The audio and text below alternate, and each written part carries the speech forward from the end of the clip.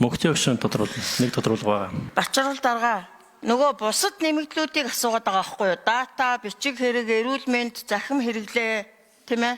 Тэгээд нөгөө 5-3 жилийн нэмэгдэлгээд зөндөө олон асуудал байгаа байхгүй юу? Тэгээ 25 оныхаа асуудлыг шийдэггүйж бид нар энэ 26 оны юм яриад суух нь зарчмын хувьд нийлэхгүй байна гэж бодож байна.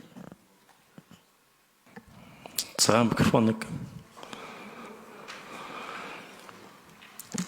Тийм ээ, гишүүний асуусан энэ бусад нэмэгдлийн асуудал эхний ээлжинд бол ямар ч байсан цалин тэтгэмж үүсгэлийн үнэлгээний урамшуулал олох ёстой бүх нэмэгдлүүдсийг олгоод харин таны асуултанд орсон тэр бусад нэмэгдлүүдийг бол бусад зарим нэгэн төсвийн орлоготой уялдсан одоо эрх нэгдэж байгаа энэ санхүүжилтийнхаа хүрээнд бол ирэмблээд бусад их үүсвэрээ дайчлаад ингээд олгоно.